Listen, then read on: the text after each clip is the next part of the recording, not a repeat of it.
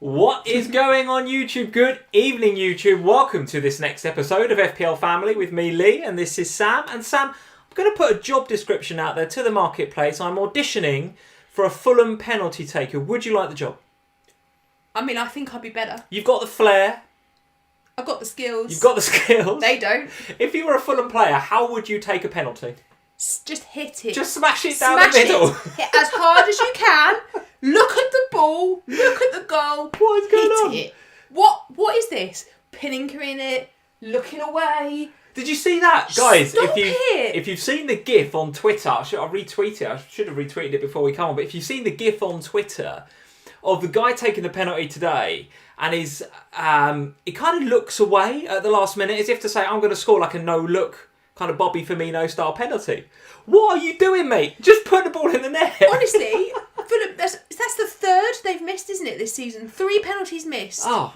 They're going to get relegated if they don't score some penalties. They are absolutely done. They're absolutely done. There is a case, guys, and we'll cover this a bit later on. There is a case for targeting Fulham over the next 3 weeks with your captaincy. But more on that later on. We've got plenty to discuss in Gameweek 9. Of course, it wouldn't be an FPL Family Sunday night stream without plenty to discuss. I have to say, I feel this weekend was a bit of a weekend of two halves for me. Yeah, Sam will tell you, and you guys will, and Tom from Who Got the Assist was trolling me on Twitter about this before we come on. I was absolutely on one yesterday on Twitter. I was a real grumpy son of a yesterday because of the VAR calls yesterday. Done my head in. Let's be clear, this wasn't just Lee was a pain in the arse on Twitter yesterday. Lee was just a pain in the arse yesterday. I was a nightmare to be around yesterday. I was a nightmare. And there's only really been I've only really got really angry twice this season. And both times have been because of David Coote. Now, guys, you can come at me in the live chat, come at me in the comments about Bruno. But this video is, the thumbnail is all about Lee being bitter about Bruno. And I am. And I'll talk about him a bit later on. But today, I enjoyed the football much more. We didn't have any nonsense VAR. We had some good games of football. We had Arsenal's goal leading a charmed life. How on earth did Arsenal get a point out of that Leeds game? I enjoyed it much more today. I mean, I enjoyed yesterday. I know you enjoyed yesterday. Top the league. See, we are top the league. Well, I think that's for a first time in a very long time. Both our sides are now top of the league, right? I mean, well, you're top on goal difference. Yes, okay. You're right, second. Yes, okay. Well, listen. The cream has risen. Oh, Jesus. You are second. The difference is we haven't got a team right now. We're playing all the kids and the youngsters and the under-23s. You've got a full team out, except, interestingly, and of course, guys, we'll say hello in a bit. We'll cover the games. We'll do all the FPL chat. We'll talk about our teams and overall ranks and all that sort of stuff. But I do want to talk about Toby Alderweireld quickly because You Toby... want to bring up Toby with me? I do want to bring up Toby with you because he got injured, didn't he, in that game against Man City? How do you think that's going to... Well, should we cover it in the game? No, give me a quick answer now. They'll be fine. Toby out, good or bad in the long term? It's a bad thing, right? Obviously it's bad, but we'll be fine. You'll be fine. Got cover there. The new boy coming in, Roden. Bit of Welsh magic. Okay. Couple of Welsh magicians now, haven't we? Right, okay. Yes. Well, interestingly, Bale didn't see a minute of football in the game against Man City, and you played much, much better. Was ready to come on, stripped, ready. I thought, this is... the guys in the Slack will tell you, I was making them laugh yesterday because I was like, yes, here comes my boy, here comes Gareth. And then in that split second, Toby got injured and my world fell apart because like my bestest Tobes injured. I was like crying emojis, lots of them. Then Bale didn't come on as a result. Some crying emojis as a result of them. But top of the league. Top of the league. And I'll tell you what, both Lucas Moura and Bergwijn have played very well in those positions. Man City who? Instead of Bale. Well, we'll talk about Man City a bit later on because it's really not going well for them this season. Take away that contract, City. But before we get to... That's it, get rid of Pep. Gone. Did you see his face? Well, do you know what? Before the game, the pre-match interviews with both Pep and Jose, only one of those managers was calm about the game, I can tell you. There was something not right about the way he did that pre-match interview. Whereas Mourinho's out there doing gags about Sterling. It's unreal, absolutely unreal. And guys, it won't have escaped your notice, and we will of course be talking about this later. I'm absolutely convinced it's going to be the talking point of the next week or so is, well, Man City, right? Fixtures from heaven, frankly. The next four, of the next four, 3 are at home and they look fantastic. And even the away game, I think, doesn't look too bad. Is it the Manchester derby? Maybe I've got that wrong. I don't know. But anyway, the next 4 and beyond look pretty good for City. But they don't really have the form, whereas a lot of us are looking to fund those City moves with Spurs players getting rid of Kane and Son. Well, of course, that would have bitten you in the backside this game week. So listen, but people are doing that because of the fixture swing, right? This fixture swing is really making the move. The FPL managers, a lot of managers are making the move from Spurs to Manchester City. And just ignoring form altogether. And I don't think you can ignore the form. I really don't. But listen, there's our Twitter on the left-hand side, @FPL Family. Let's get into the live chat. There's a lot of emojis going on and in the say chat. hello to a few people. There's a lot of emojis. Let's see. Juza is in. How are we doing? Bruno flop. Don't take him. The luck has to stop now. Well, Juza, we'll be talking about him a bit later on. Was he lucky? Was he not? I happen to think that he was. I happen to think that Man United were very lucky. But, as you guys told me a number of times on Twitter, he could have had some assists. He could have had more points. So we'll talk about him a bit later on. George Malayil is saying Salah tested negative. Yes, if you missed this, there was some news coming out of the Egyptian, I think it's maybe an Egyptian media company, I don't know if they're a TV company or what, but on their Twitter account, they announced that Salah has had a negative test. I must admit, I was kind of surprised to hear that he travelled back to the UK a couple of days ago before I heard the news of the negative test because, you know, you've got coronavirus, you're going to get on a plane. I'm pretty sure Salah's not flying the plane. So we've got to have a pilot, you've got to have people to help you to get off the plane and get through the airport and all that. I mean, if you've got corona, you're locked in a room and isolating, right? All right, okay, let's be clear on this. Salah is not flying EasyJet through Heathrow. No, I understand, but nevertheless, if you have coronavirus, you should be completely isolating. And if he's travelling, there is an element of mixing with other people. I happen to think that negative test came before he travelled. And I think he didn't play today because he's not had a week's worth of training. More than the fact that he's had a negative test. Who knows? All I know is that I got a lot of grief over the weekend. Well, the latter part of last week because people kept asking my opinion on Salah. What should I do about Salah? Yeah. And my opinion has been throughout of this, you hold. He's going to be back for Brighton. And I was getting a lot of grief for that. A lot of people saying, why would you hold somebody? He might not be back. This, that, and the other. And I get it. I do get it with the Ronaldo thing. Like, Ronaldo was out for, 20 days or something? Yeah. So I can understand it. But equally, it never looked like it was going that way with Salah. It was like they were testing him so regularly because he was clearly fine and they were just waiting for a negative test. Yeah. Okay. And I just felt like I wanted him for this Brighton game that's coming up next, and even more so now with Lamptey out. Yeah. You keep talking. I'm going to turn this fan off. There's a fan on in the other room, and it's really annoying me. It's going to have loads of background noise. Yeah. So I think for as me, well as the fan on my laptop's not helping. There we go. For For me, Right, I was very much in the keep Salah camp, and I think a negative test today or yesterday or whenever it appeared, that negative test, whenever he actually took it, seems to be the right decision. Well, it split the community, didn't it, last week? A lot of people selling. I wonder now, looking like he might be fit for Brighton, whether people are going to bring him back in and how they're going to do it. It's going to be difficult to do. Depends who you went to, I guess, didn't it? It was, if you went to Bruno, it was the right thing to do to sell him. Yes, If you went to a City player, it was definitely wrong. Very good. We've got Josh in FPL telling in and moderating tonight. Hey, Josh, how are we doing? Happy with that Manchester United result? If not the performance, mate, who knows? Let us know in the chat. Andrew Yee from our Patreon is here. Hey, Andrew, how are you doing? Nigel Sam is in. Brian Springer is here. How are we doing? Lee, please ask Sam whether she now likes Mourinho, and is it Poch who? From Brian. Right. It will never be Poch who. I mean, I love Poch, but I said to you the other night, didn't I? I feel like I've turned a corner. I think we all have with Jose at Spurs. I feel like I've turned a corner. I feel like... Just noticed, by the way, you're wearing your Christmas jumper. Is this not a bit early? Yeah, sod it. Sod it. This year... 2020 can do one. Absolutely Christmas do can't one. come quick enough. Christmas, the tree's up. Bring it on. Bring Whatever. it on. You'll see this jumper probably every week from That's now it, it's on every week. Mr. Wazap19 is in. How are we doing? Very nice to see you. Scott, butchered his name there. The OG, I butchered it.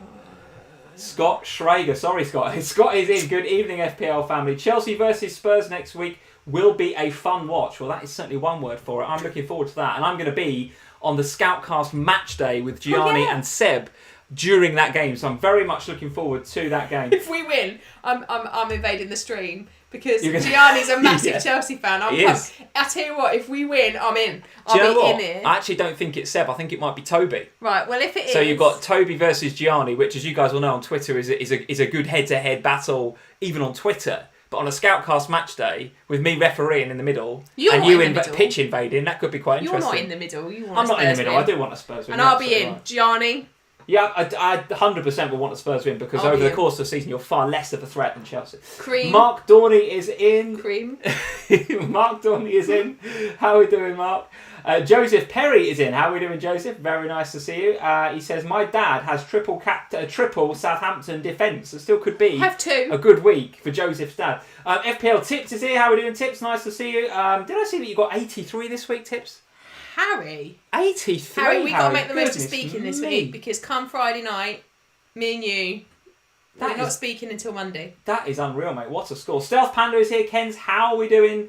A whole host of you guys in, guys. So thank you very much for joining us here on FPL Family this evening. There's our Twitter, as I mentioned, on the left-hand side, at FPL Family. And, of course, you can find Sam over on Instagram, at FPL Family over there. I hope you guys are enjoying the fleets. Do you know what a fleet is? Oh, well, this is your attempts to copy...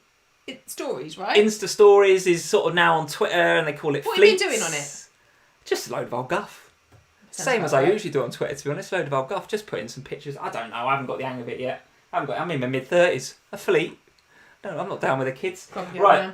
I certainly was yesterday. And we're going to start. I apologise, guys. We're going to start with yesterday and some of those games that made me oh so grumpy. I need to refresh this because I haven't got the Leeds or the Liverpool score on here. So let's go down here and have a look at some of these scores from yesterday. Talk me through Newcastle 0, Chelsea 2. Don't want to talk in any detail really about Newcastle. I know their upcoming fixtures look pretty good from a Geordie perspective, but though, right? really uninspiring. Really uninspiring. And I know, oh man, Callum Wilson didn't get the start. So if you've got Callum Wilson, I think, is he a hold or not with those fixtures? I don't really know. But one thing's for sure. Joe Linton ain't getting the most out of Alan St. Max. It's just not working for him. I'd much rather spend our time this evening, which is precious given how late we are into the evening, talking about Chelsea going forward. So Chelsea, I think, looked phenomenal the weekend. Another very, very good professional performance. Very good performance again from Ben Chilwell, who's in both our teams. I think he got 7 points. Regularly now ticking over the 6, 7, 8 pointers, Ben Chilwell. Really like him as an FPL asset. Talk to me about Chelsea going forward, though. Are you tempted by the left foot of Ziyech or Werner, who the assist for the Tammy Abraham goal, by the way, was sensational?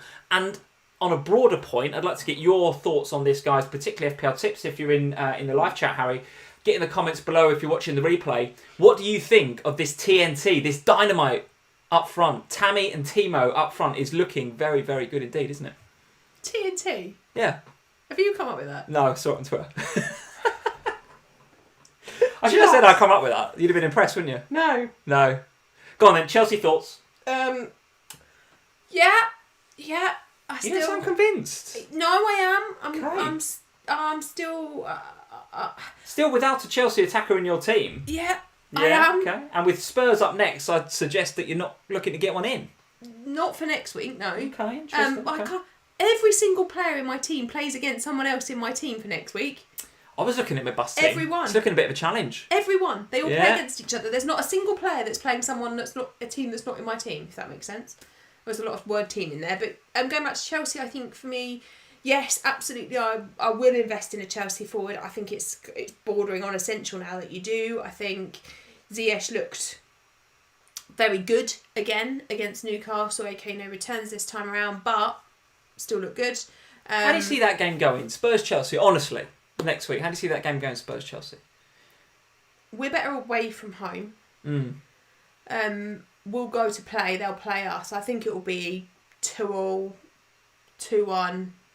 I think it'd be a good game because from what I've seen from Chelsea, the They'll be delivery of scoring. Ziyech, the delivery of Chilwell from set pieces, they do look very dangerous. And without Toby in there, I think that'll make a difference. But I do think that you can get in behind them. Yeah, I do too. But I don't think that. I think the Toby thing is important. Of course, it is, and it's going to hurt me to say this, but I don't think Toby's our most important defender anymore. I think Dyer is. I think he's. Wow, yeah, he had a good game actually, Dyer. I think he's positioned Dyer with a sense of responsibility amongst that in the middle there, and I think it's Dyer and another. I don't think it's Toby and another anymore. But Chelsea, you're not feeling that momentum going forward yet. I am but absolutely. After Spurs, but after game week Spurs, 11. I just think that there's other teams that I would want to invest in with nicer fixtures for next week, and then obviously after that. I'll be all aboard a Chelsea bandwagon in some form or another, and probably it will still be Ziyech. I think he's still the one I'm looking at. Okay, well listen, Leeds at home in game week 11, and then Everton and Wolves away before West Ham at home for Chelsea. So if you look at the Fantasy Football Scout fixture ticker, or if you look at the FDR on the Premier League website, middling to say the least for Chelsea, but on form. Yeah. And they've really tightened up at the back. So if you've not looked at Ben Chilwell yet, I would seriously have a look at him. He looked very attacking. Zuma looked really attacking as well. Zuma looked great as well, but what I will say about Chilwell is that every time I see him, he wants to bomb forward. Actually, Reece James is a good shout. If you can't stretch Chilwell, potentially go for Reece James in the knowledge that, okay, he might get rested and rotated. He might, but he hasn't been. There's always that risk. Yeah, there is. But he hasn't been, and he's been looking pretty good. Let's move on to Aston Villa 1, Brighton 2. So this was a massive captain fail for me this week. I went for Grealish captain. Thought that Villa would get in amongst it. I thought Brighton would try to play out. I thought that high energy and high tempo from Villa would win the ball up high on the pitch in their third of the pitch, and they'd get in there. My heart sank, to be honest with you, on 2 minutes when Barkley went off. Because you know, and as a Grealish captain, I was like, swear word incoming, because Barkley, since he's been there, has been like a metronome. He's setting the tempo, he's the one running them down, he's the one setting the energy levels for the rest of the team. And I thought without him there, and he put kind of weirdly Traore on, who then proceeded to take all of the set pieces, which again, as a Grealish captain, I was like, what are you doing? Stop taking all the free kicks. Let Grealish take the free kicks. And then Grealish kind of went a bit more central, but was kind of drifting out to the right, and he and Watkins were kind of getting in each other's way. So my fear now, having sat here for many weeks saying Grealish looks pretty essential in FPL, if Barkley's out for long term, and it looks as if he's tweaked his hamstring, so we've got to wait to see how long he's out for. But if he is out for a while, that coupled with the fact that Ollie Watkins now clearly is the penalty taker at Aston Villa, because he was ready to take that penalty in the 91st minute. You want to see how annoyed Lee was. You thought Lee was annoyed on Twitter. Ollie Watkins standing with the penalty ball. Oh my God, Lee I thought you were going to lose the plot. Well, listen, it was another borderline VAR call, wasn't it? I mean, for me, it's a penalty, but listen, whatever. No, I don't mean the VAR call itself. I mean Ollie Watkins taking the penalty. I don't get upset about FPL anymore. I get upset about VAR. I was getting upset about VAR. But Ollie Watkins clearly is the penalty taker now. So all of a sudden, I've gone from Jack Grealish's, first pick in my FPL team to maybe he's expendable. I don't know. How did you feel about the game? And we'll talk about Brighton in a second, but Villa going forward, their fixtures still look pretty good. West Ham, Newcastle. That Newcastle at home game in particular looks good. Away to Wolves, home to Burnley, away at West Brom. There's nothing about those fixtures that scream in sell to me in terms of Grealish and Watkins, but that Barkley injury is going to affect the dynamic. It will. And you said something interesting during that game when we were watching it, and you said, and you're right, you said Watkins is quite an instinctive player, and when he just goes, it's better, and when he's got too much time to think, he's a bit of an overthinker, isn't he, I think? Yeah. Might be wrong about that. I haven't seen enough of him to say that for sure, but that's my initial reaction. Yeah, I'm going to bench him next week. Oh, yeah? Yeah, because coming up against Fabianski, who's the top point-scoring keeper in the game at the moment, and I think the way that West Ham are playing, I don't think that Ollie Watkins will get that many good opportunities. I think he'll get a few, but I don't give it a lot. And for me, I don't know. I mean, look, we're guaranteed to get at least a hat trick next week now because I'm benching it, because he always does when he's sat on my bench. I don't know. It's a tough call with. I think Watkins is absolutely fine to hold and play with those fixtures at his price on penalties for a reasonably attacking Villa side, even without Barkley. Yeah, I think you keep him. The question is now, Grealish owners, I think, now have a decision to make potentially ahead of those fixtures. I can't sell. Well, I look at for example, Paul fans in the live chat. Thank you for the comment. Jota is cheaper and better. So and Juzo in the live chat, Grealish to who, right? So a lot of people now thinking, well, maybe it's not Grealish is the answer. I don't know. So more to come on Aston Villa and Grealish throughout the week. But Brighton, for their part, nice finish by Danny Welbeck for the first goal, but it was kind of poor defending from Aston Villa's point of view. For me, I thought Mings got all out of shape at the back there. And Welbeck just took the chance really well. Brighton's fixtures coming up are Liverpool obviously next, so I don't think you want to invest ahead of Liverpool travelling to the Amex, but then Southampton at home, again difficult game, away at Leicester, before it gets a little bit nicer with Fulham and Sheffield United. So for me, despite that nice result for Brighton, I still think I'm scouting for the next three ahead of potentially a move on one of them in game week, what's that, 10, 11, 12, 13 for Fulham and Sheffield United back-to-back. Yeah. It's tough, isn't it? Because I think that Liverpool game was always going to be a hard game for Brighton, and it's been made increasingly difficult without Lamptey now going into it. Lamptey, the most frustrating player ever this week, because should have had a double-digit haul potentially. I'm watching this fantastic game in that game with Watkins and Lamptey, and I played them both on the basis that I felt that there wasn't really a clean sheet for either of them in there. That was my thinking, was that Brighton will get in behind Aston Villa, there'll be some goals there, and there'll be goals the other way. And I was right, there wasn't a clean sheet, so it was the right thought process that had gone through my head. Lamptey was like, I don't know, he was like a kid possessed. He was so bombing good, forward at every opportunity. So good. Very, very good. And everything good that Brighton did in that game came out of something that Lamptey had done, be it at that end of the pitch or at the other end of the pitch. It didn't really matter. He was everywhere and he was so good. I thought, interestingly, sorry to cut across you, but I thought Target was left really exposed by Grealish, though, on that side. I thought when Grealish was on that side, he didn't really track back much, Grealish. I know I'm a bit against Grealish here. You guys in the live chat saying, Lee, doesn't need to jerk on Grealish. You don't need to worry about him. Those fixtures you've got to keep. I think I agree with you guys. I don't think I'm going to be knee-jerking Grealish out of my team, given that he was essential a couple of days ago. But certainly when he was on that left, he wasn't tracking Lamptey. And I think Target picked up a booking right on half-time, and he had a torrid time in that second half. And in the end, the Lamptey red card, if you've got him, I think there's an argument to say that you possibly would have benched him against Liverpool next weekend anyway. So I think he's probably just a reluctant hold, isn't he? Or are you thinking of moving him on? No, I'm thinking it's tough. Yeah. Because maybe we'll go to Man City next, because it kind of links in, because I'm trying to work out what my strategy for Man City is, and I'm looking at the Man City forwards thinking I'm not sure about that, but I'm looking at the Man City defenders thinking, well, that fixture list that you've coming up should have a lot of clean sheets in it. So where do I want to go with this? Do I want to go with a City defender, because I've got the money to do that, to upgrade Lamptey to Cancelo or Diaz, either one. Okay. Do I go there and know that there's clean sheets almost guaranteed, you would think, and there's potential for attacking returns too? Or do I hold Lamptey where there's less of a chance of a clean sheet, but there is good potential for attacking returns still from him? It's a bit of a tough bag, and he might end up going. Azzy's in the live chat. Azzy, he's saying Lamptey is like Roadrunner. He is. He's quick when he gets going, isn't he? Absolute. He's on like rocket skates half the time, Lamptey. So Brighton, I think for me, will be a bit of a wait and see. Not bringing any, right? I don't own any. If you remember rightly, I had Morpie and Lamptey for a while on my wild card, which probably got transferred out a couple of weeks later. Morpie, honestly, don't know what to say about this guy. Couldn't hit a barn door, to be honest with you. Really gone off the boil since the first 2 games of the season. Let's discuss Spurs 2, Man City 0 then, which I'm sure you are keen to discuss. Spurs getting off to a fantastic start with Son sticking it through Ederson's legs within the first 5 minutes, which was fantastic for Son owners. Interestingly, Sam, the most sold FPL player ahead of this game week. So a lot of players will have moved Son on, admittedly for Bruno probably. So a lot of Son sellers will go, well, listen, it was for Bruno. But there were a few Son to Rashfords, there were a few Son to Man City players. And actually Son is now, I think, either joint top scorer in the league or maybe...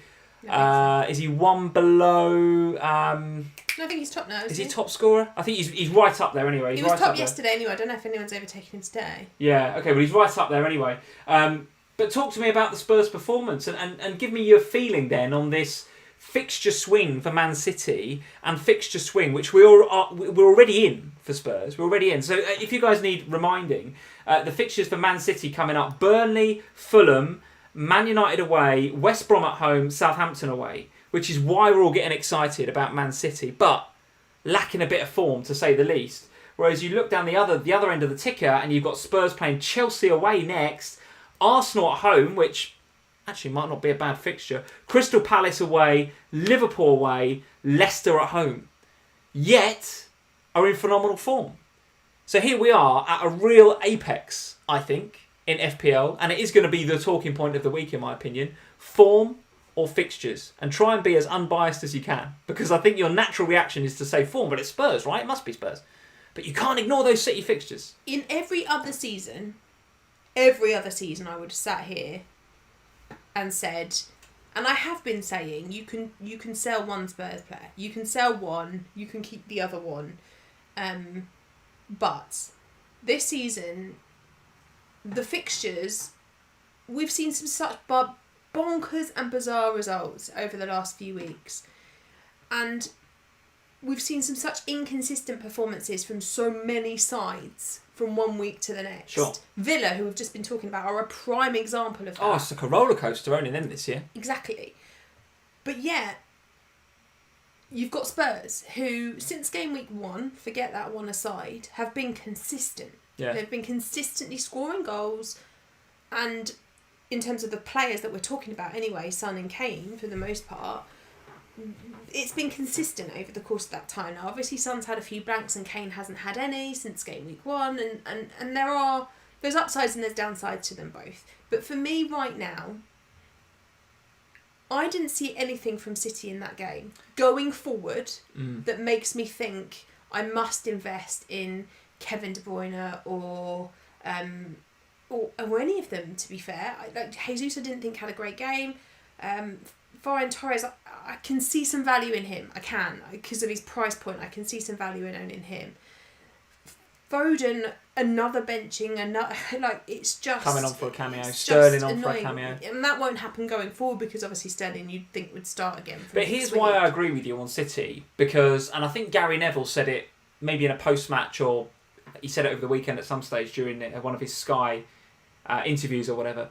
He was saying City have lost their punch. Yeah. Now I'm absolutely fully prepared for you guys to get in the comments, get in the live chat, and cane me for this. Hey, cane me for this. But I think City. And look, I know I'm a red. We're top of the league, and City aren't there, and it's a different sort of season. We're second. Okay, we're second. But City really have lost their mojo. I think they've lost something. Pepper's lost his mojo. Well, it's the players though as well. I look around that team and I think there's some really good players there. Yes. There's some really good players like Rodri, like Cancelo, like Ruben Diaz. They're like Jesus. There's some absolutely cracking players, but they're not world class. They're not Kompany, Fernandinho, Aguero, and all those that. Teams used to turn up to the Etihad and go, we ain't winning this today. These used to get beat before they even turn up because they know that City are that good. But they're just not that good at the moment. They are good. They're a really good side, and those fixtures coming up, they might go on a tear up now. They might go on a tear up, but I don't think that they're gonna. But look at Burnley, right? Now, Burnley against Spurs. When Burnley want to defend, they can. They can turn it on defensively when they want to. They don't always. We've seen that so far this season, but they can. Who have they got after Burnley? It's Burnley then Fulham. That's the game, isn't it? Fulham at home. The Fulham game. And so for me, this is my position on City. I probably am going to bring in a City defender this week. That'll probably be my transfer this week. Cancelo or Diaz? Probably, yeah. One of the other. Probably Cancelo. Okay. On the basis that I don't see Burnley scoring any goals. I mean, they've been awful attacking wise. So I think there's a clean sheet in there, and then if there's a clean sheet, there's bonus points potentially, because I also don't see City going on a riot against Burnley. No. But that gives me another week of watching time to watch City against Burnley and how they play potentially against a low block. Yeah, because then they've got Fulham the week after. Now that's the game that you're going to want to see. That is the worry, isn't it? That's the one. Because even West Brom in 13, West Brom at home in game week, is that 13? I think it is. It obviously got the game at Old Trafford. Then it's West Brom in 13. Even then, we've seen West Brom sitting frustrating at Old Trafford against you guys the other week. But that Fulham game looks unreal, doesn't it? And I think you've got, if you're not already on a City forward, I think, this is my view, you can feel free to disagree with me, but I feel like we have a week. This Burnley game isn't going to be a riot. I don't see that happening. I didn't see that from Man City against Spurs. I just didn't. They're not clinical at the moment. So they might be getting a lot of opportunities, but they're not being clinical. And against Burnley, they will have to be clinical, like as Spurs saw when we went there. So I think we've got a week where we can wait it out. We can see what happens with Sterling. Aguero was obviously benched for this week. See how he comes back into that side against Burnley. And it gives us the scope to work out which way we go with City ahead of that Fulham game where you're going to want one. I think my biggest challenge is that it's the how do I get there? That's the problem. If I can keep my Spurs players and say, right, I'll have them and I'll have a KDB or whatever, fine. But I can't. To get to City, really, I've got to lose Salah, or I've got to lose Son or Kane. And right now, I just don't feel comfortable. Despite Spurs fixtures, I mean, they look absolutely incredible. Mr. Super Chat, while we were talking about City there, from Stealth Panda, Ken, thank you for the Super Chat. He's still baffled, Sam, how Foden doesn't start in that team. Absolutely baffled. And I must admit, I thought this was going to be his season. I thought this was the season where, David Silva's retired. This is the season Foden's going to come to the fore. And for the first few game weeks, kind of looked like that. But now what's that? 4 back-to-back benchings? If you've got him, what would you do now if you were a Foden owner? Do you keep him ahead of this run, or do you cut your losses? You have to keep now, don't you, surely? You can't sell a Man City asset ahead of those fixtures. Or can you? I'd sell him. You clearly think you can. I'd sell Foden. If I owned him, I'd sell him. And I'll tell you why. Because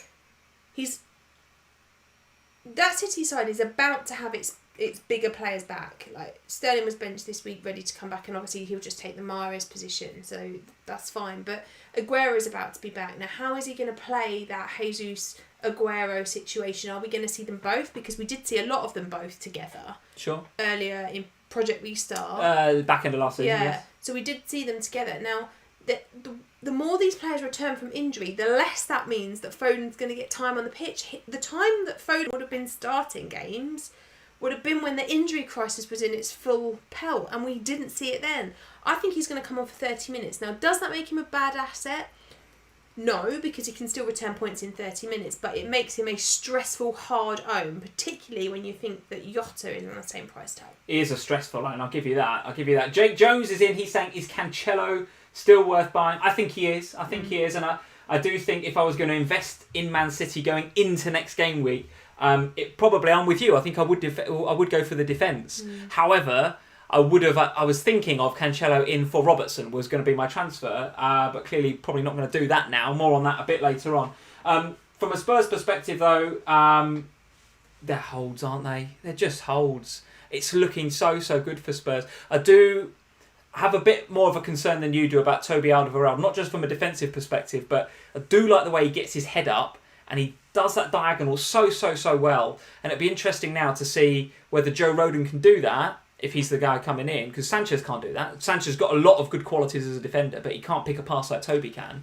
If Rodon can do it, great. If he can't, then it's going to be balls to feet into Sissoko and then Ndombele and players like that, and then you've got to transition a bit more than go a bit more direct. But listen, Spurs have got the capability to do that, no doubt about it. So Spurs now sitting pretty at the top of the league.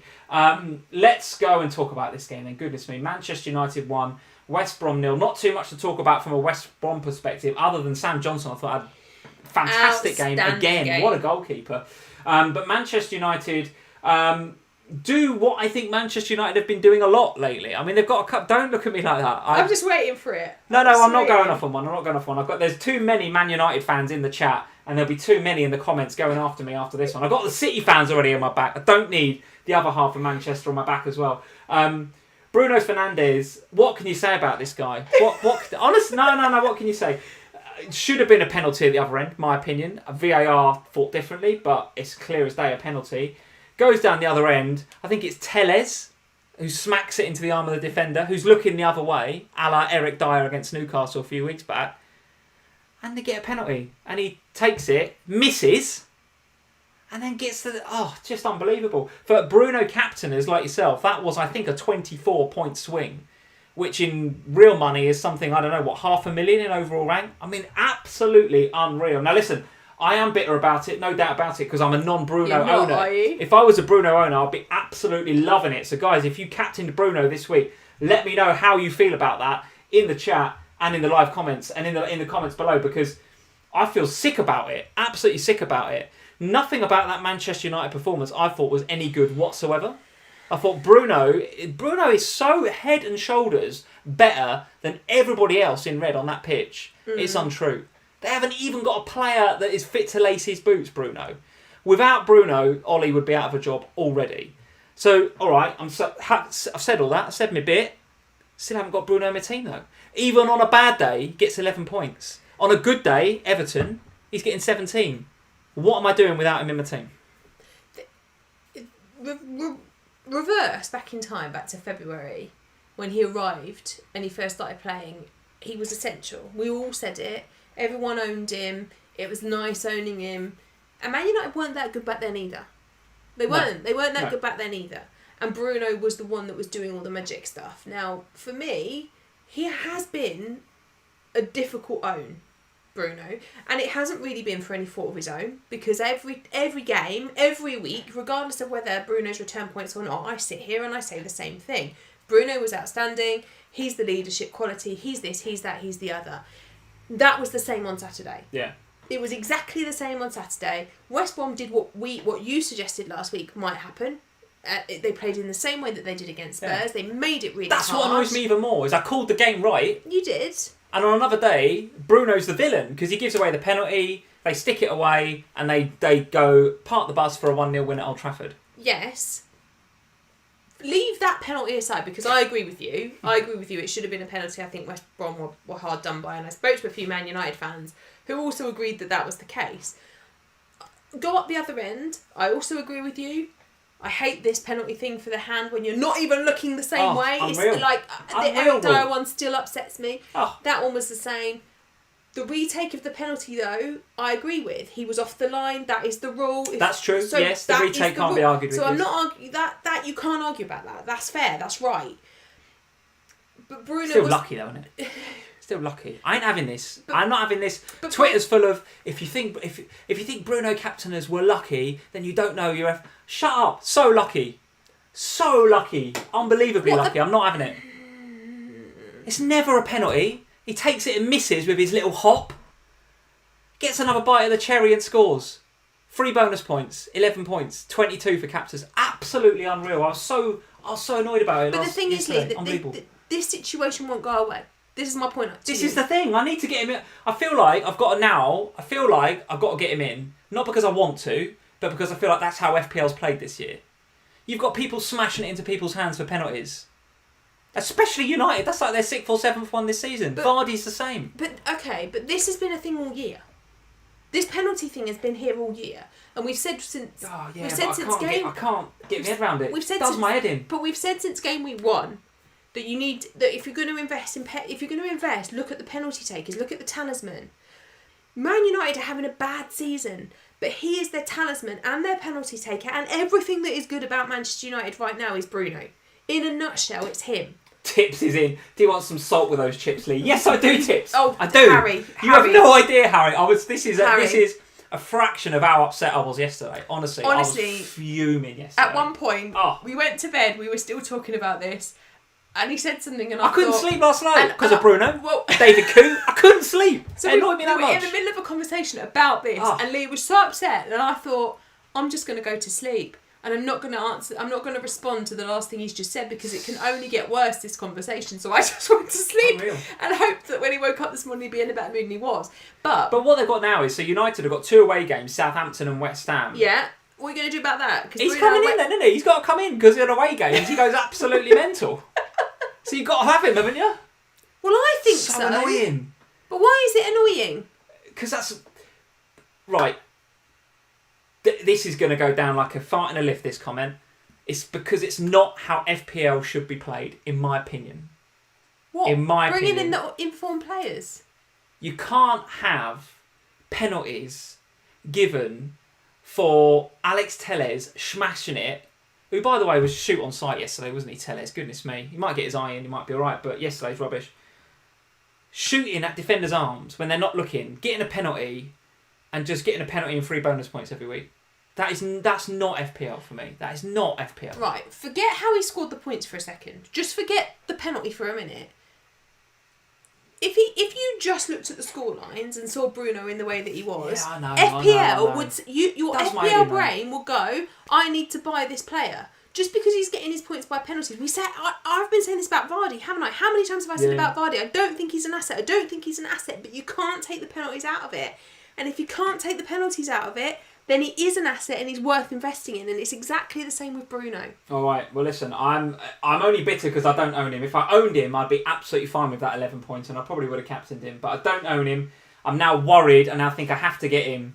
But if I have to get him, it will be at the expense of Son, and that makes me feel dirty and horrible, and I don't want to do it. Just get rid of Grealish. I'm not getting rid of Grealish. You've heard of those fixtures? Look at the fixtures. Just get rid of Grealish. Whatever. Grealish is not essential. Anyway, moving on, because there is nothing else to talk about from Man United except Bruno Fernandez. The rest of them can't finish their dinner. Rashford, oh man, he was just off it, wasn't he? And I think he got a bit of a problem with his shoulder again. And Martial got a couple of nice chances, but couldn't finish it. So Martial, I don't know what has happened to him, but he's useless. All over the shop. The live chat, Sam, were absolutely right when they corrected me earlier when they said Dominic Calvert-Lewin actually is top scorer in the Premier League right now. Son is second, but Dominic Calvert-Lewin is top. Before we get to Fulham 2, Everton 3, I want to give your opinion on that in a second. Tips is in with a super chat. Thank you, Tips. He's saying Salah, Kane, Son, KDB and Bruno. Can you have 3 of these who you're going for? As always, thank you for the amazing content. Thank you, Tips. Appreciate it, mate. If you were going to pick 3 of those, Kane, Salah, Son, KDB and Bruno. I've got 4 or 5. You got 4 of them, have you? You've got Salah, Kane, Son and Bruno. Yeah. So you're only missing KDB. Yeah. All right, so if you had to drop one of those 4, who would you drop? Salah, Kane, Son, or Bruno? Well, I wouldn't. It's not the question Tips has asked. Harry!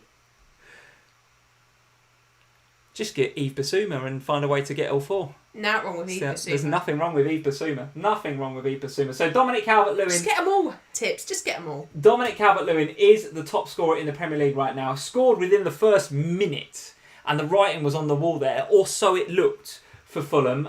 Did come back into it, and of course we made a joke at the beginning of this live stream about the penalties. But goodness me, if they'd scored both of those, though, is it? If they'd scored both of those stupid penalties, they could feasibly be a couple of points better off now, and not look quite so bad at the bottom of the league there. But listen, defensively they look shot. They look all over the place, Fulham. And if you look at their fixtures coming up, they've got Leicester coming up next. So do you want to captain Vardy or somebody like that? Then it's City after that, which is the game we mentioned before. So there's a City captaincy there. Then it's Liverpool. So you're talking about a Salah or a Mane. Then Brighton and Newcastle. So the next 3 for Fulham, feasibly, they could get 0 points out of 9 there. And you could be looking at big captaincy hauls against that really, really leaky Fulham back line. So I don't want to talk too much about Fulham other than target them for your captaincy. Everton, on the other hand, we sat here last week and I remember asking you the question, if Richarlison's back, is it as simple as that? He's back. Rodriguez is fitter. Dean is back from suspension. All the rest of it. They've got a full squad, full team again. Are they going to be back to normal? And we weren't sure whether it's going to be as simple as that. It does appear that it's as simple as that. Yeah, and I think Dominic Calvert-Lewin is the way he's carrying on. I put him in the essential bracket alongside the guys that we've been talking about before. It's fantastic, isn't he? I just think great value. I mean, particularly if you've owned him since day dot, Yeah. you know, the value in Dominic Calvert-Lewin is obscene, and he was still returning without Richarlison, just not on the level that he does. And I have to give Richarlison some credit, which, as you will well know, will pain me greatly, because I don't think Richarlison is an FPL asset, but I do think he makes Dominic Calvert-Lewin an even better. Oh, yeah, 100% does. I want to give a shout out to Gaz. Highbury Boys Yorkshire is in. Gaz, who we had the Zoom with a few days ago, he decided to talk to me, but you came in at the end and we were having a quick Zoom together. Went with Dominic Calvert-Lewin as captain in the end. So nice one, Gaz. Nice one, mate. Love that. I'm interested to know what he did about Antonio, because Antonio was supposed to play and then he's got Antonio in his team, actually. Yeah, so Gaz, let us know in the live chat what you did with Antonio, mate. But very nice to meet the other day. Glad the Dominic Calvert-Lewin captaincy came in for you. Also came in for Joe Finley-Badder. Any other DCL captainers out there, he says. So obviously, Joe with a really nice captaincy there on Dominic Calvert-Lewin. Another super chat, Sam, from Mohar. Thank you, Mohar, for the super chat. Our Chilwell plus... Oh, blimey, there's a lot of names here, Sam. A lot of names. Oh. Our Chilwell, Son and Bruno and Kane, now an essential FPL spine. Much like Trent, Salah, KDB and Ings last year. Just build the team around these four. Chilwell, Son, Bruno, Kane. It's my team. Is that the template spine now in FPL? Feels like it, right? If you haven't read it, go on the FF Scout website. My last article, I've got another one out this week, but my last article was about, is it time to restructure our FPL teams? And is it time to rethink the way that we're investing? Because at the beginning of the season, we were all talking about big in the mid. Then we were kind of like all big in the mid, but also, you know, little at the back. And then sort of mixture up top. And it's been a bit all over the place. And my last article was like, it's time for a spine. It's time to invest fully throughout the pitch. That spine that Mohar's talking about is mine. They are mine. And I think it is. I think that is the way to go. And then you build the rest of the side around that. Very nice. Right. Anybody else from Everton that's catching your eye right now? I think plenty. I didn't actually watch this game, did we? Busy when this game was on. But I want to watch match today. I want to see how Digne got on, obviously, with the 2 assists. Yeah. See how Richarlison affects the team. I think it's difficult, though, isn't it? Because they do like to leak a goal. Because Pickford's in goal, They like to leak 2. They do. Actually, most weeks, at the moment, they're conceding 2 goals. So for Digne, you're banking on there being some attacking returns. Now, he's getting them, of course. So from that point of view, I suppose, yes. But I'm not certain. I think there's a lot more clean sheets available in the league right now. And I would rather just have Dominic Calvert-Lewin and invest in my defence elsewhere. Yeah. The one I think is really interesting from an Everton point of view, though, is J-Rod. Because I think if you own J-Rod, that is a lot of blanks in a row now. It is. I still think there's a niggly injury there somewhere. But the thing with James Rodriguez is, you know, historically what he's like with injuries. He has had them in his career. And I do wonder whether this latest one is a bit of a problem that he can't shake. I think it's time to sell myself. Okay. Better options, you think, in midfield? Yeah. Okay. Interesting. All right. Let's have a very quick chat about Sheffield United 0, West Ham 1. Allaire with the goal. Not much, I don't think, to report from the game. Creswell clean sheet. A Creswell clean sheet is not to be sniffed at. You're absolutely right. And after sitting here caning Allaire a couple of weeks ago, he's come up obviously with the goal and what looks like 3 bonus points. So with West Ham's fixtures still continuing to be pretty good after that horrendous run they had early season, they got Villa, Man United at home next, so 2 home games back to back. Then Leeds away, Crystal Palace at home. The next 4 look all right for West Ham. And the one thing I will say is that Antonio, I think, is about to take a price drop tonight. So if you can pick him up, What's that, like 6-2? I think he might be going down to 6-1. No. I think so. Great value, isn't he? If you can wait, like, because that's the thing. I'm like looking. We were talking about Watkins earlier, but I'm looking at West Ham's fixtures and thinking, well, could easily have a bit of Antonio in my life. Absolutely. And that would feel quite nice. So yeah, he's about to go down to 6.1. He's going to go tonight. 6.1 potentially for Antonio. Fix, he's going to 6.1 tonight. Now at 6.1, I think Antonio is a bargain. Worth having a look, isn't he? Worth having a look. Sheffield United, not much to say there other than Sheffield United versus West Brom. McBurney though.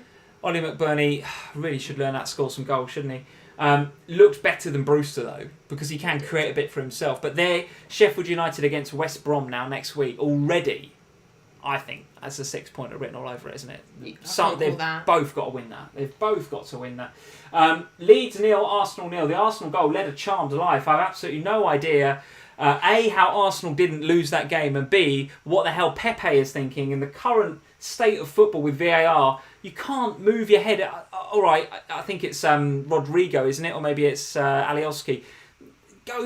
Goes down really, really easy. I get it. But as soon as Pepe's head moves towards you, you're going to go down. VAR's going to send you off. I don't know what you're doing. And Arteta, in the post-match, was raging, and rightly so. I like that. He's absolutely right to be. I like that. He's given the guy a chance. He said, right, I want to put Aubameyang in the middle and you're going to get a chance now. Show me what you've got. Not only was he absolute guff in the game, but gets sent off and they almost lose the game because of it. What is wrong with Aubameyang, though? Moving on from Pepe, because he's not an FPL asset. What the hell is wrong with Aubameyang? He played through the middle today, where he wants to be, apparently, and where he's supposed to be a good option. I've no idea. I'd love to know. You guys in the live chat. 1998-99 season since they've started this badly going forwards in the league. Yeah. They've had no shots on target. I think it's absolutely unreal. You look at it's not just the eye test that's failing them. Look at the underlying stats for Arsenal. They are all over the place.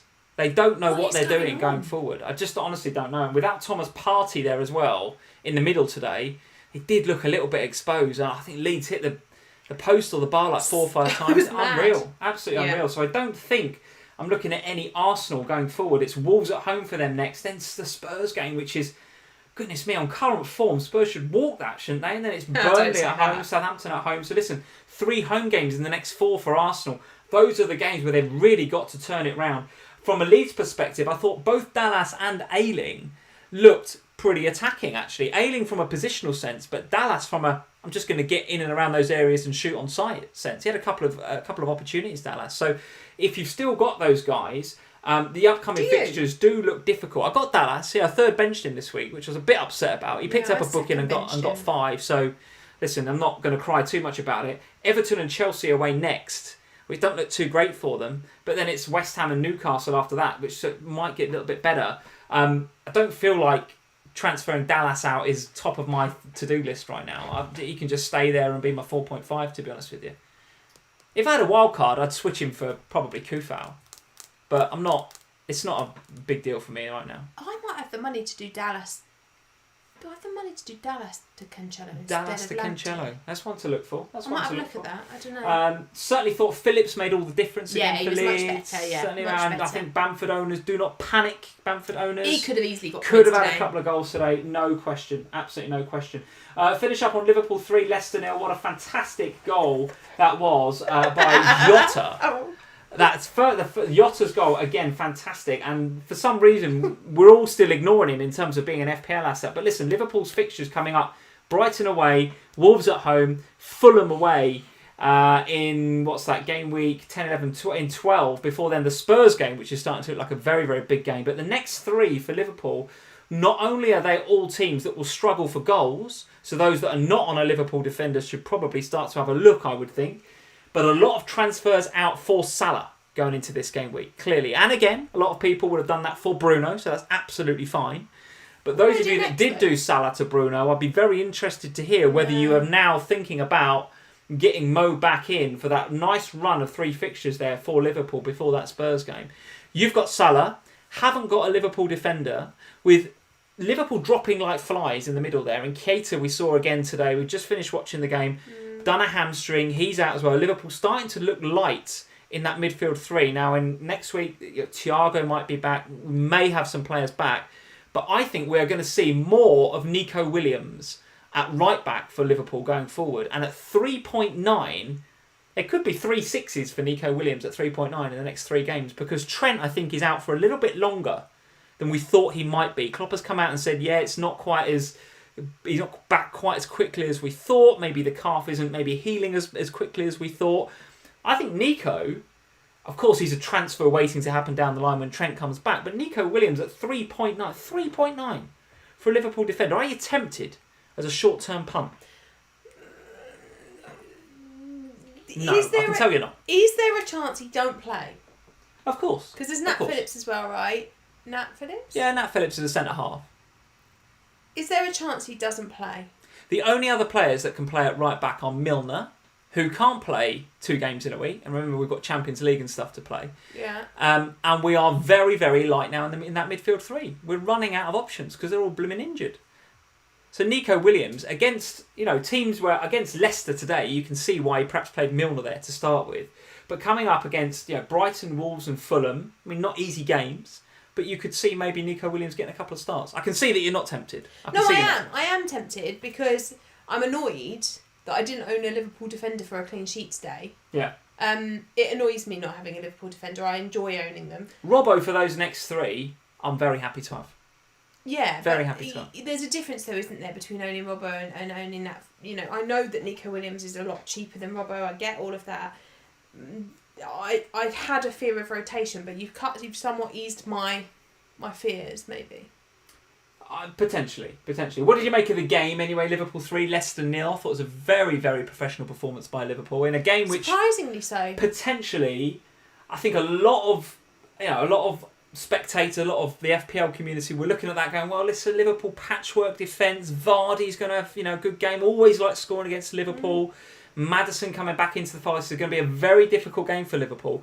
I thought Liverpool controlled it from start to finish. Really, really good performance. And there's a couple of players.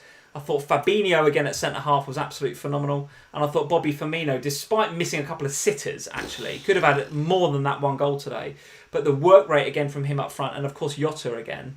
Not Mane's day. If you've got Mane, again, that's now, 3 or 4 blanks in a row for Mane in the Premier League. So some Mane owners will start getting itchy trigger fingers. That is undoubted. But with those fixtures coming up, I think that you stick. Just not his day today, Mane. No. And I think... I must admit, I was surprised with the result today. I was not expecting it to be 3-0 Liverpool. I just didn't see that coming. I thought Leicester would turn up and really give you a game. I thought they would see it as a perfect moment, to be honest, to play Liverpool with a defensive problem and no Salah either.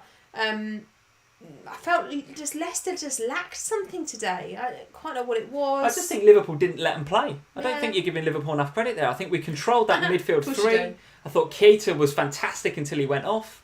And we dominated. We absolutely dominated. A couple of super chats from you guys. Thank you, Rohith, for the super chat. Son over Kane. It's the conversation of goals over assists, considering Kane is dropping deep. Well, listen, both are pretty good picks. Both are bang in form right now, Rohith. If you had to pick, gun to the head, had to have one only. Kane still Kane. Ticking it over, isn't he? Every single week. He's just the perfect FPL player. And you're not getting a lot of penalties. No. Imagine if you had a couple of penalties thrown in there as well. He's the perfect FPL player right now. And I think we saw him dropping deep because we were playing against Man City. And we'll see him drop deep in some of the tougher games, but then we'll see him go forward in the way that we have in other weeks. I noticed actually, just so I was coming onto the live stream, I was looking at the ICT index. Any of you guys that don't know what the ICT index is, it's the Premier League's index of influence, creativity and threat. If you use the app, you use the website, you can go and look at where they rank certain players depending on how much influence they have on a game, how creative they are in a game, and how much goal threat they carry in a game. Harry Kane right now, first and overall first out of 600 players in the Premier League. He is smashing it this season, and he is sell him at your peril. Honestly, sell him at your peril. Rohith then backs up that super chat with another one. Lamptey, keep or sell, Sam? In a word? Sell. You think sell? Only just. Sell. Okay. But it's really tight. Okay, I'd be tempted to keep, I think a lot of managers that have him probably would have benched him for that Liverpool game, and then he's coming back, I think, for Southampton. So for me, he'd be just to keep. I don't have him, but he would be just about a keep for me. Not been very helpful there, have we? We haven't, no, not at all. Leicester's fixtures coming up though, Sam, are Fulham, Sheffield United, Brighton at home, and then Everton at home, then again before a Spurs game in Gameweek, which looks like 14. So again, Fulham and Sheffield United next. A lot of managers won't be looking at Leicester because of the way they got beat today, but they should be, shouldn't they? Vardy owners absolutely have to keep, don't they, for those fixtures coming up? Yes, if you own 100%. Yeah. But I'll go back to this thing about penalties again with Leicester. I feel like Leicester they're made to look better because of the amount of penalties they've had this season now. You can't take that out of the game because, as we were saying about Bruno, that is an integral part of the game, particularly this season. But we saw today that whether that was due with Liverpool or Leicester, but they weren't at the races today. Leicester, they weren't. And I haven't felt that they were against other teams as well. I think particularly back to that game against, was it Southampton when they got too late on penalties and won the game 2-0? there's been a few games like that, and I look at these games, and the Fulham game is, of course, it's Fulham, and I mean, that could be anything, but I don't know what it is about Leicester right now. I just don't trust them. Okay, well listen, Fulham up next. So if you're going to trust them in any game, Fulham at home has to be a game you trust them in. Okay, but if you're going to bring in Vardy, it's to captain him, isn't it? But I think I'd rather captain Salah against Brighton. Well, listen, we've got a super chat from Gurav. He's saying, Sam, what do you think about this? Kane and Rashford out. He already owns Bruno, by the way, so that's why Rashford's going out. For Vardy and KDB for a -4. How do we feel about that? Kane and Rashford out for Vardy and KDB. I don't like any transfer, Gurav, frankly, that is Kane out right now. Anything that says Kane out for whoever does not feel right to me whatsoever. My honest opinion on that is that I haven't seen anything from KDB that makes me think he's going to outscore Kane in the next couple of weeks. Okay. Gurav then goes on to say, or option B is Bamford out for Vardy. So he must have a lot on his bank. Bamford out for Vardy and then potentially captaining Vardy next game week. If you've got enough money to go Bamford for Vardy, why don't you just go Rashford to KDB? And hold Kane. True. Yeah, that's true. Gurav, let us know in the live chat how much money you've got in the bank, mate. It sounds like you've got quite a bit. My overriding feeling is you cannot sell Harry Kane right now. I know the fixtures. I know Chelsea away will be hard, but I'm telling you, there's goals in that game. Arsenal at home in game week 11, the way that Arsenal are playing, the way that behind the scenes in Arsenal is not that great at the minute, and the way behind the scenes at Spurs is great at the minute. The North London, the chemistry in that North London derby is only swinging one way at the moment. It's only swinging one way. It's the North London derby. Anything can happen. I know, but it's only swinging one way, honestly. Rohit, thank you for the next super chat. Which City attacking player? Everyone's rotated. So, as we were saying, I think Sam, you quite rightly said earlier on, probably going to wait, possibly, in that Burnley game and then strike for the Fulham game. Again, if you had to choose, bringing in one right now, would you still go for Kevin De Bruyne or would you have a look somewhere else? I might actually go Ferran Torres, to be honest. Ferran Torres, interesting. Okay, interesting. All right, well, I think that's all the games covered. The only thing I will say about Liverpool, just to finish up, James Milner is going to get game time. Oh, I love him. He's going to get game time. Honestly, the way that Klopp spoke to him when Keita got injured, did you see? Milner went over to Klopp and was like, right, where do you want me? And he was just like, and he just went everywhere like that, didn't he? And Milner was like, okay, no problem. The guy is he's a machine, guys. Milner is a machine. He's absolutely incredible. Can play right back, left back, centre mid. You're not advocating we get him, are you? He is going to get game time. 2 assists. No. Listen, Lee, just saying. Have a sit down, buy Yotta, for goodness sake. Well, there we go. We've got 2 other games, Sam, tomorrow night. We've got Burnley versus Crystal Palace and we've got Wolves versus Southampton. I've got Che Adams and Carl Walker-Peters. Of course I've got Che Adams. Come on, the Che. Che and Carl Walker-Peters tomorrow for Southampton. Kilman's on my bench. I've got nobody in that Burnley Palace game. You're double Saints defence, aren't you, in that later game? Carl McCarthy and Carl Walker-Peters coming in for Cowboys. Absolutely love it. Super chat from Liam Healy before we move on. Hey Liam, how are we doing? Bringing in Vardy this week and captaining him. Going to be popular, that. It's going to be a popular move, despite the faces we pull. No, I can understand it. It's going to be popular. I'd have to lose Kane, and there's absolutely no way on this planet I'm taking Kane out for Vardy. Just before we get to our teams and overall ranks, guys, I want to do a quick shout out to our manager of the month for October, which was David Coates. We mentioned this last week, David Coates, and he kindly sent us a picture. He tweeted a picture of his brand new signed Kane shirt. How good does that look, Sam? I really love it. Looks good, doesn't it? Looks good. I'm going to see it. He only lives down the road. He lives down the road. I'm going to go and see it. So David, thank you for the picture. David was our October Manager of the Month in our Patreon, patreon.com/FPL Family, if you want to check it out and take part in our monthly Manager of the Month competition. David won in October. That was his prize. We've had other people coming on and getting the Champions of Europe 6 shirt. We've had signed, I think, Arsenal street signs with Arsenal signatures. Yeah. All sorts, guys, up for grabs on our partner's website, kickingtheballs.com. You can check out, obviously, all the links in the description below. There's a discount code and all that sort of stuff. But if you want to win one of these pieces of artwork, and they are great. They're fantastic pieces of art. They're fantastic pieces. They're really, really good. They are honestly lovely. And David really wanted the signed Kane shirt there, and he's delighted with it. And I think it looks really, really good. So if you want the opportunity to go win something like this, signed by a player of your choice, you can go check out the website.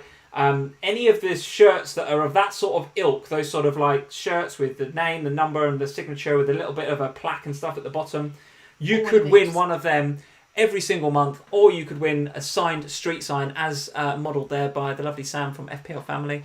Patreon.com/FPL Family if you want to check out our Patreon and get involved with FPL Family a bit more. And of course, it's not just the Manager of the Month competitions we have bonus podcasts with our OHANA Podcasts every week.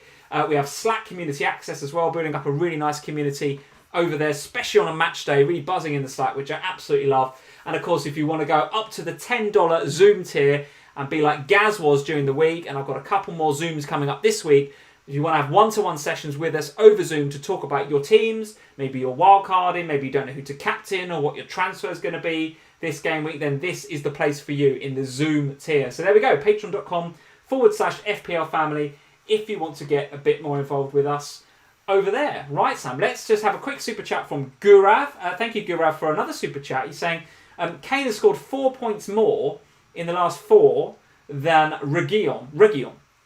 No hauls in the last 4. 11 million for 6 points average. I think he will be outscored by Vardy in the next 4. So that's a point there where we're talking about the fact that Kane is ticking over, but actually he's not really exploding. Is that a problem for you?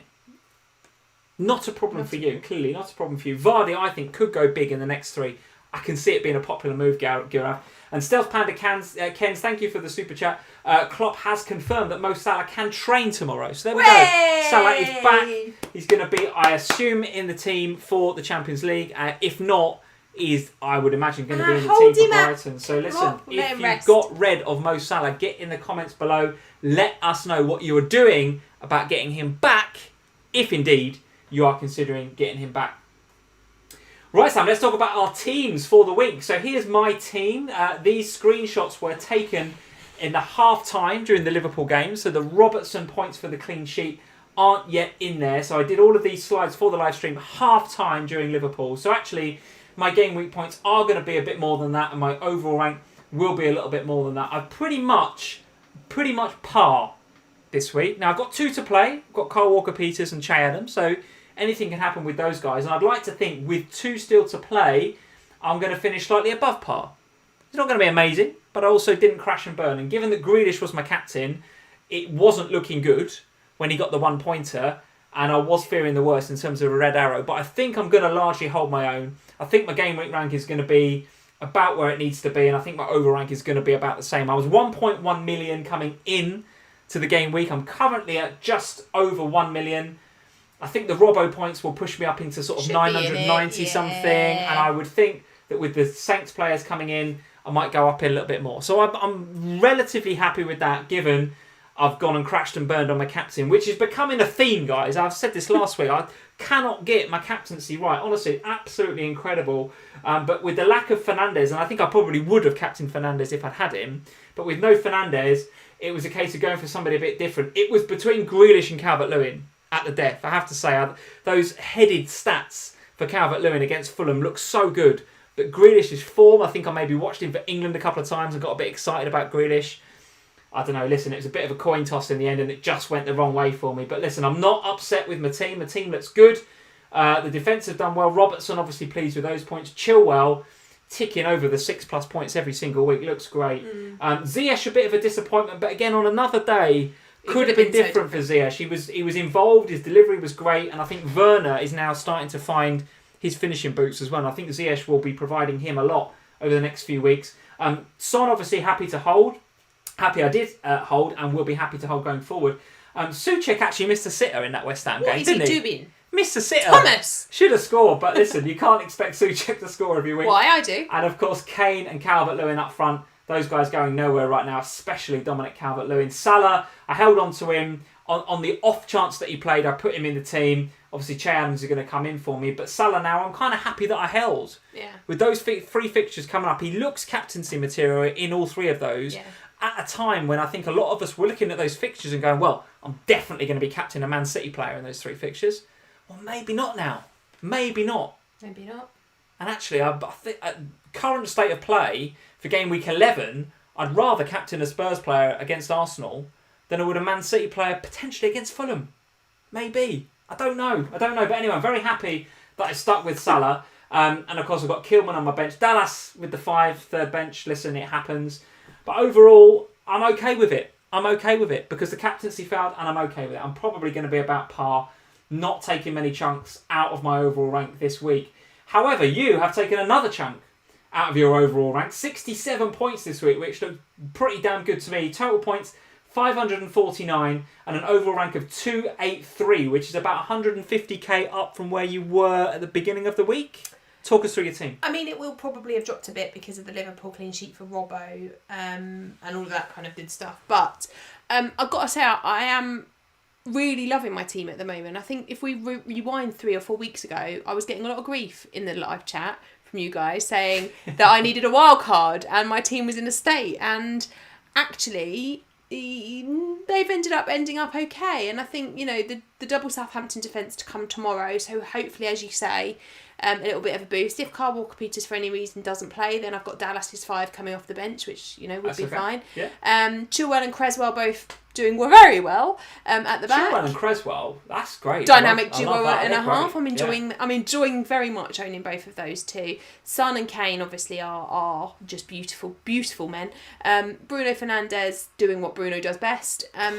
Souček very nearly doing what Souček does best, but not quite. Ollie Watkins is the one in there that I'm kind of a bit of a okay on, I'm thinking about, but the fixtures are quite nice still, so I'll probably give him another week. Lamptey, I just can't be more disappointed in Lamptey. Not in him personally, but it could have been such a different day. But otherwise, I'm fairly content with them. I'm going to hold. Obviously, we've got European football this week, so it's the Fernandez points are unreal. A 24-point swing that would put you on 63-43. All right. And I would have again with the Grealish giving Watkins a penalty the other week, the Fernandez swing this week. I don't know what I've got to do to beat you guys what to beat you in FPL. I just don't know. I just cannot get the luck. It's not luck. Anyway, a good week for you. 67 is a very, very good week indeed. I mean, we move on. Any thoughts in terms of transfers for next week? What you're thinking? Have you got 2 or have you got 1 I've got 1 coming into next week? Just 1. Okay. Because I did Trent to Chilwell this week. Okay, that move. I think I'm going to wait it out because obviously we've got European football, so it's quite important the way that my team is that my United, my Spurs, my Liverpool players, my Chelsea player get through those games unscathed, and another week of European football coming up. And a big one again because players dropping like flies at the minute. You have to, if you can, you have to hold those transfers. And I think we saw over international break with the amount of flags that we got, both COVID flags and injury flags, that wherever possible, it is really wise to get until the end of the week. And the City defence thing might be a bit of an issue because I think I am very tight budget wise for doing it. Okay. But I definitely want City to have played before I bring in one of their defenders. I don't want to take the risk of that.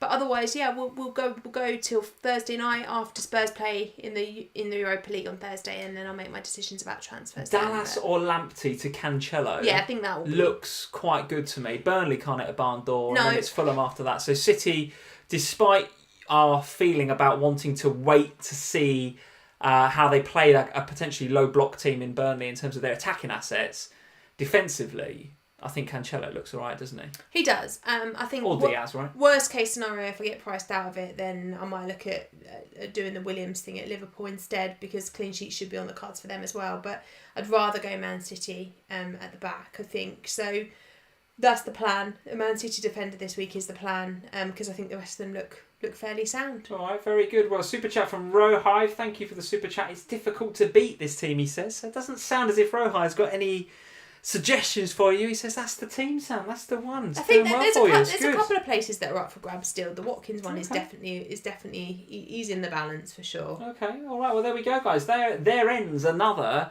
FPL game week, and it's for me it was definitely a game week of 2 halves. Saturday was What are you going to do tomorrow? I was incredulous Saturday. I was so angry. And then today, really enjoyed the football. Tomorrow? Of course, Liverpool winning makes all the difference, absolutely. Tomorrow, let's see. I'm not expecting big things from Burnley Crystal Palace. I have to tell you, I think I might be asleep during that one. I've got a Zoom actually tomorrow. Have you? Okay, with a patron? Yeah, with David. Oh, very good. Well, there we go. David, I hope he's going to sit in front of his Kane display. in front of his Kane show. Well, there we go. Well, David, I look forward to seeing you tomorrow.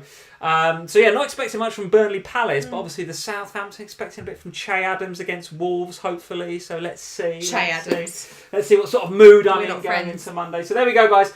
Another game week comes and goes. Good luck tomorrow if you've got any assets in those Monday night games. You can find us, as usual, on all of your favourite social media, Twitter, Instagram, Facebook. We're still on Facebook? Is that still a thing? Yeah. Still on Facebook, great. If you prefer to listen to the audio version of this live stream, then I rip all of the audio out of this YouTube video and stick it on Spotify and Deezer and SoundCloud and all those sorts of places as a podcast, if you prefer to listen to us as a podcast. That is it, guys. Thank you for joining us for this episode of FPL Family. Well done in Game Week 9, and we will be here, as usual, Sunday night, 8:30, this time next week, when we will be looking at Game Week 10. Try and hold those transfers. We've got a whole week of international football, European football, when I'm pretty sure we're going to have more than one injury going into Game Week 10. Well done, guys. Green arrows, and we'll see you next time. Cheers. Bye, guys.